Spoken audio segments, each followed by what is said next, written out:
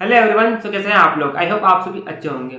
So guys, last lecture में हमने आयुर्वेद का इतिहास स्टार्ट किया था और उसमें हमने देखा था कि इतिहास की निरुक्ति क्या होती है और क्या सिग्निफिकेंस होता है इतिहास का, और साथ ही में हमने काल विभाग को भी कवर कर लिया था। तो अगर आपने वो लेक्चर नहीं देखा है तो आपको उसका लिंक डिस्क्रिप्शन में मिल जाएगा, तो आप वहाँ से चेक कर सकते हैं।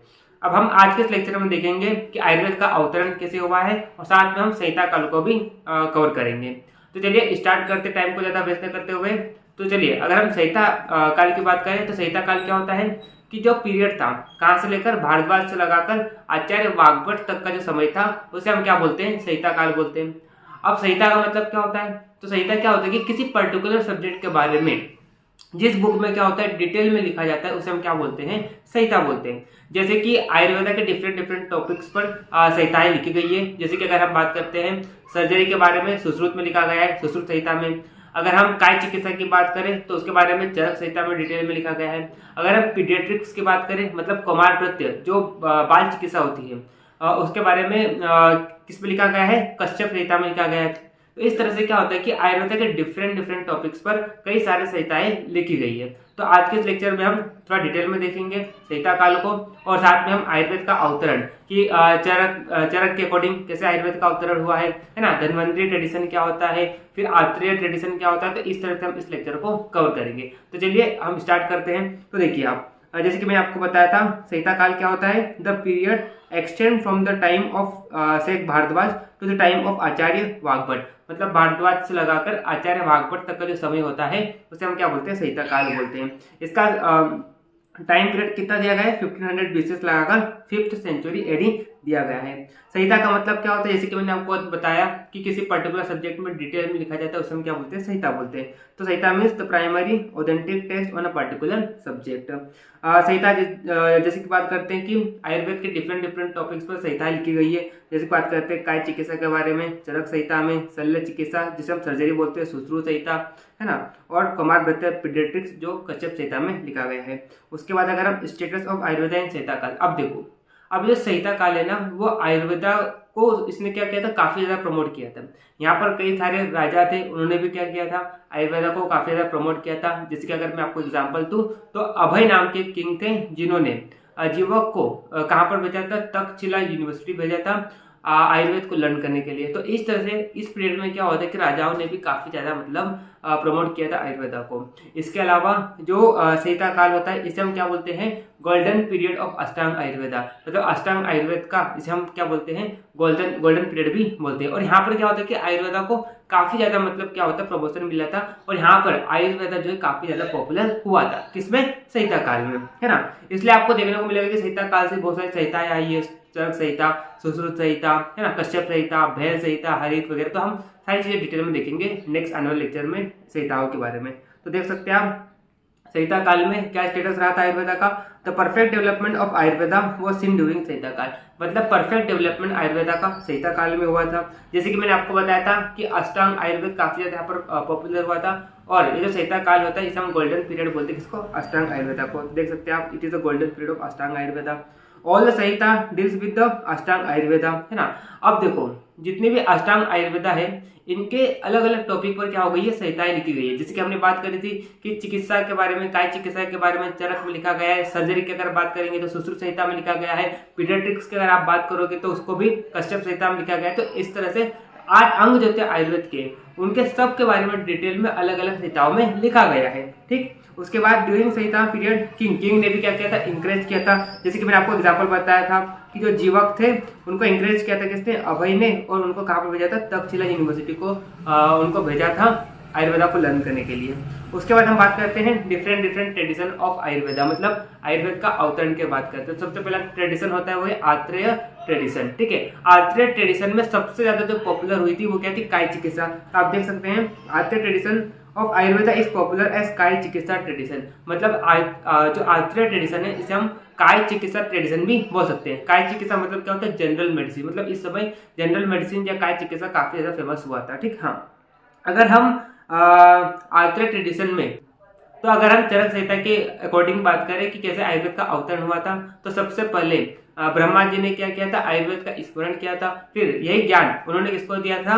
दक्ष प्रजापति को दिया था। फिर दक्ष प्रजापति ने अश्विनी कुमार को दिया, अश्विनी कुमार ने यह ज्ञान किसको दिया, फिर भगवान इंद्र को दिया। फिर इंद्र ने यह ज्ञान किसको दिया, भारद्वाज को दिया, और भारद्वाज ने किसको दिया, आत्रेय को दिया। और फिर आत्रेय ने यही आयुर्वेद का ज्ञान अपने 6 शिष्यों को दिया। 6 शिष्य कौन थे, एक तो हारित, दूसरे भेल, तीसरे अगर हम बात करते हैं तो छारपाणी, चौथा हो जाएगा पाराशर, और पांचवा अगर हम बात करते हैं तो जतुकर्ण हो जाएगा, और छठा अगर हम बात करते हैं तो छठा क्या हो जाएगा यहाँ पर, अग्निवेश हो जाएगा। तो इस तरह से यहाँ पर जो आत्रेय मुनि थे उन्होंने अपने 6 शिष्यों को आयुर्वेद का ज्ञान को प्रदान किया था। ठीक है, तो ये हमने देख लिया है। आप देख सकते हैं यहाँ पर चरक संहिता में ब्रह्मा जी ने आयुर्वेद का ज्ञान किसको दिया, दक्ष प्रजापति को दिया। दक्ष प्रजापति ने अश्विनी कुमार को दिया, अश्विनी कुमार ने इंद्र को दिया, इंद्र ने भारद्वाज को दिया, भारद्वाज ने फिर किसको दिया, आत्रेय को दिया, और आत्रेय ने फिर अपने 6 शिष्य जिसमें अग्निवेश, हारित, भेल, छारपाणी, जतुकर्ण और पाराशर आ गए। ठीक, चलिए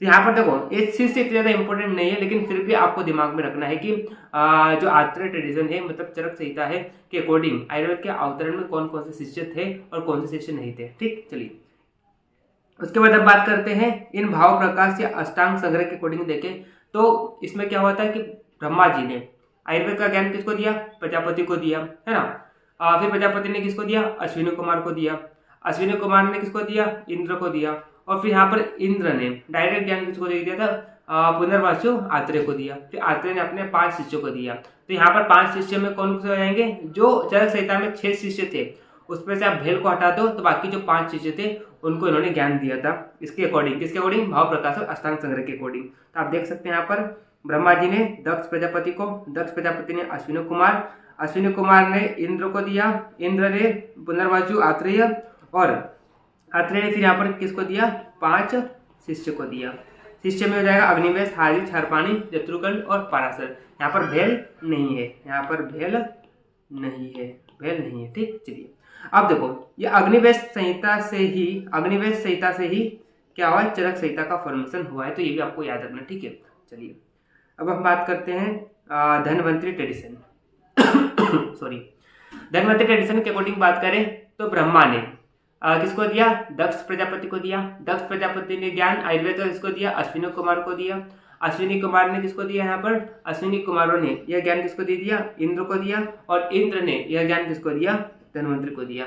और फिर धन्वंतरी जी ने सुश्रुत को मिलाकर, सुश्रुत जो महर्षि है उनको मिलाकर अपने 7 शिष्यों को ज्ञान दिया था आयुर्वेद का। तो आप देख सकते हैं यहाँ पर धन्वंतरी, और धन्वंतरी के अलावा यहाँ पर सुश्रुत काफी इंपॉर्टेंट है क्योंकि धन्वंतरी के शिष्य कौन थे, तो सुश्रुत आ जाएगा। इसके अलावा 6 और शिष्य थे, तो आप यहाँ पर देख सकते हैं इतना तो इंपॉर्टेंट नहीं, यहाँ पर आपको बस सुश्रुत याद रखना। ठीक है, कि धन्वंतरी के शिष्य कौन थे, सुश्रुत थे। तो ये हमने किसके अकॉर्डिंग देख लिया, धन्वंतरी ट्रेडिशन के अकॉर्डिंग हमने यहाँ पर देख लिया। ठीक है, देखो शुरू की 4 चीजें आयुर्वेद के अवतरण में तो सेम रहेगी।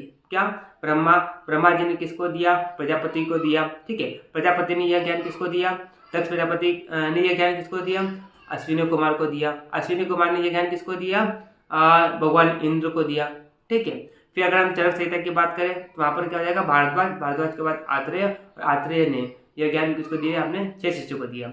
फिर अगर हम भाव प्रकाश की बात करें या संग्रह ट्रेडिशन की बात करें, ठीक है, अष्टांग संग्रह की बात करें तो वहां पर 4 सेम रहेंगे, ब्रह्मा के बाद प्रजापति के बाद अश्विनी कुमार के बाद इंद्र के बाद क्या जाएगा, पुनर्वसु आत्रेय, और वहां पर 5 शिष्य। कि भाई अगर हम बात करते हैं धन्वंतरी ट्रेडिशन, यहाँ भी सेम, ब्रह्मा जी ने प्रजापति ने किसको दिया, अश्विनी कुमार को दिया, अश्विनी कुमार ने इंद्र, और इंद्र ने धन्वंतरी को दिया, और धन्वंतरी जी ने अपने 7 शिष्यों को, जिसमें से सुश्रुत भी एक शिष्य थे। ठीक, चलिए उसके बाद हम बात करते हैं कश्यप संप्रदाय। ठीक है, अब कश्यप संप्रदाय की अगर बात करते हैं तो यहाँ पर कुमार व्रत और ये जो पीडियाट्रिक्स होता है ये काल का इसका था। ठीक है, मतलब कुमार व्रत का था।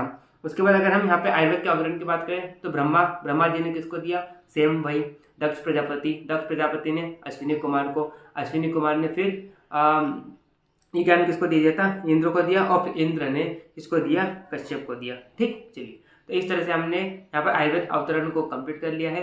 अब यहाँ पर एक नोट दिया गया है, जैसे कि बात करते हैं आत्रेय स्कूल ऑफ आयुर्वेद, आपको याद रखना है। इसमें क्या आएगा, चरक संहिता आएगा, फिर सुश्रुत स्कूल ऑफ आयुर्वेद, मतलब धन्वंतरी स्कूल ऑफ आयुर्वेद यहाँ पर क्या जाएगा, सुश्रुत संहिता आ जाएगा, और फिर कश्यप स्कूल ऑफ आयुर्वेद यहाँ पर क्या जाएगा, कश्यप संहिता आ जाएगा। तो ये 3 नोट आपको याद रखना है। ठीक है, तो आज के लिए बस इतना ही। यहाँ पर हमने 2 टॉपिक कवर कर लिए। एक तो संहिता काल, यहाँ पर संहिता काल में आपको क्या याद रखना है, एक तो याद रखना है कि संहिता काल में अष्टांग आयुर्वेद जो है उसका क्या था, गोल्डन पीरियड था। और दूसरा आपको याद रखना है इसका टाइम पीरियड। टाइम पीरियड की बात करते तो 1500 BC से लगाकर 5th सेंचुरी AD तक। और तीसरा आपको याद रखना है कि ये कहाँ से मतलब कौन से आचार्य थे यहाँ पर, तो कहाँ से लगाकर, भारद्वाज से लगाकर आचार्य वाघभट्ट तक का जो समय होता है इसे हम क्या बोलते हैं, संहिता काल बोलते हैं। ठीक, और आयुर्वेद का अवतरण में आपको याद रखना है। ठीक है, और ये जो नोट है वो याद रखना है। ठीक, चलिए अब नेक्स्ट वाले लेक्चर से हम क्या करेंगे, जितने भी संहिता है उनको डिटेल में पढ़ना चालू करेंगे। चरक संहिता, सूत्र संहिता, भेल संहिता, हारिस संहिता। ठीक है, इस तरह से हम आगे के लेक्चर में आगे बढ़ेंगे। तो अगर आपको वीडियो अच्छी लगी तो वीडियो को लाइक करिए, अपने दोस्तों को भी आप शेयर कीजिए ताकि उनको भी BMS एग्जाम से इसका बेनिफिट मिल सके और उनको भी एक अच्छी बेस्ट क्वालिटी एजुकेशन मिले। तो गाइस मिलते हैं नेक्स्ट वीडियो में, तब तक के लिए okay bye, see you again.